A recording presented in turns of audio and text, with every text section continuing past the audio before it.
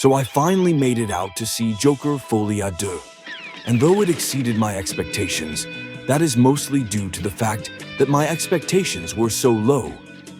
Many, after the success of the first film, considered the notion of making a sequel to such a masterpiece sacrilege. But I personally thought of numerous places they could go with the storyline for a second film. That being said, making it a musical, killing off Arthur at the end, and just making the movie slow and largely uneventful was definitely the wrong direction to take this sequel. I'm about to lay out a pitch that I came up with that I think the fans would have embraced much more than what we ended up getting. The first Joker movie aped heavily from movies such as Taxi Driver and The King of Comedy by Martin Scorsese. So to remain in the same spirit, I leaned into One Flew Over the Cuckoo's Nest by Milos Forman for this one. I also used as few larger characters from the Batman mythos as possible, so as not to be distracting or take away from the fact that, to be a proper follow-up to the first film, the sequel needs to remain a smaller-scale character piece, as opposed to a typical superhero action movie, which we all have grown accustomed to of late. But anyway, on to the pitch.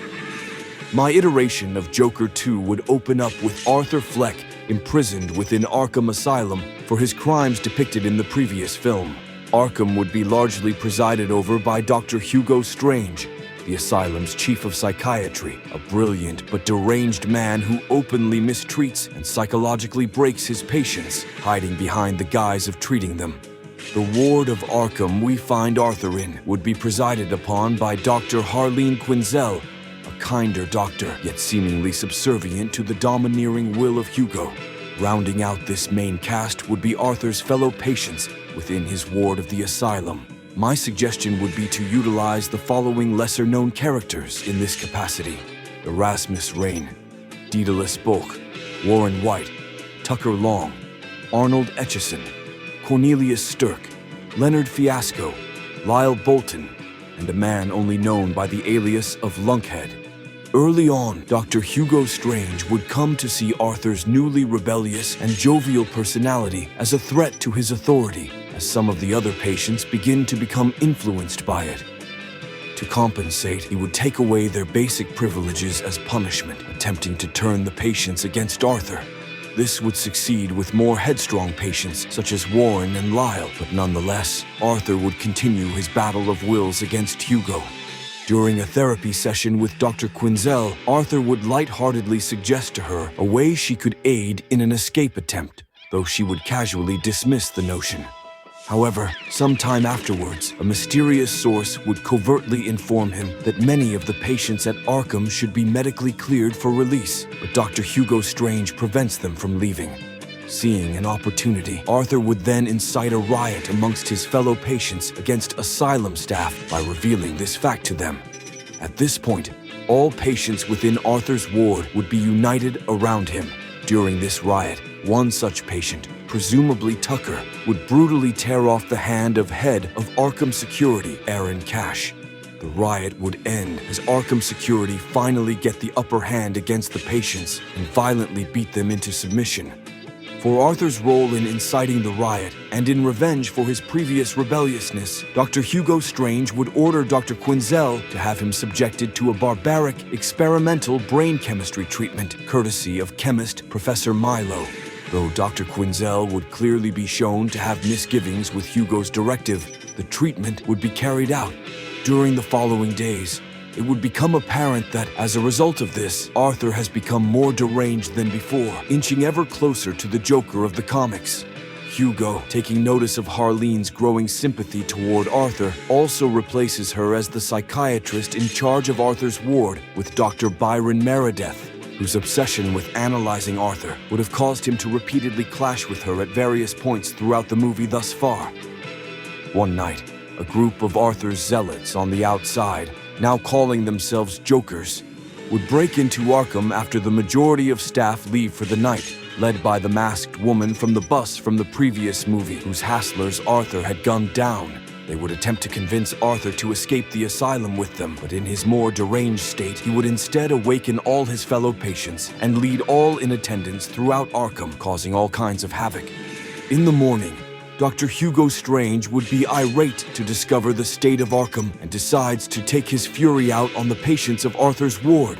When he and Dr. Meredith confront them, they would be in the process of an escape courtesy of the Jokers.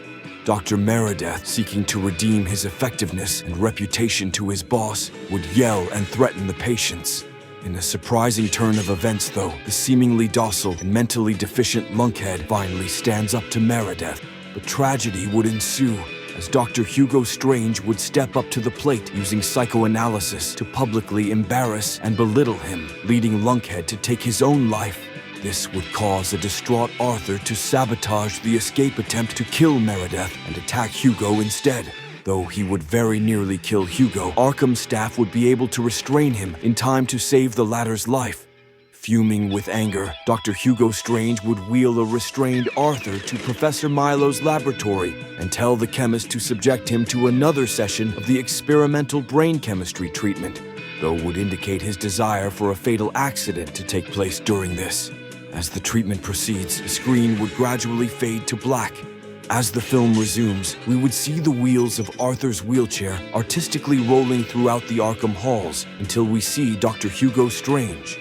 The camera view would then pull back to reveal Dr. Quinzel, now dressed in makeshift Harley Quinn makeup, alongside a seemingly comatose Arthur, announcing that the treatment has concluded. Hugo would repeatedly ask about Professor Milo, but Harleen would instead pull out a Joker mask, revealing herself to have been an ally of Arthur's from the beginning. Here it would be revealed that it had been her that provided Arthur inside information on Hugo blocking the release of patients, arranging for the Jokers to attempt to break Arthur out of the asylum, and finally that she killed Professor Milo, saving Arthur's life mid-treatment. As she mentions this last detail, Arthur would slowly rise out of his wheelchair, revealing himself to have been faking his comatose state. Arthur, now bearing the insane personality and demeanor of the Joker from the comics, would joyfully murder Dr. Hugo Strange before he and Dr. Quinzel go on a massive killing spree of Arkham staff while releasing the numerous asylum patients along the way, thereby enacting the previous escape attempt Arthur had mentioned to Harleen during their previous therapy session earlier in the movie. Arthur and Harleen would then be seen exiting Arkham as Joker and Harley Quinn at the head of a stampede of the various patients rushing past them. They begin to dance romantically as the film comes to a close. Another character periodically seen throughout the movie would be Dr. Ingrid Carlson, the Arkham Asylum physician. Psychiatrists Dr. Charles Nygaff, Dr. Martin Ware, Dr. Simon X, and Dr. Ann Carver would all also be mentioned in passing. Any future sequels to this pitch would probably end up going in a more comic booky direction, but if you'd also like me to take a crack at a theoretical spiritual sequel to this theoretical sequel, let me know in the comments. So, what did you think of this redo pitch? Do you like it? Hate it? Is it better than what we got? Drop some feedback, and remember, like and subscribe before you go.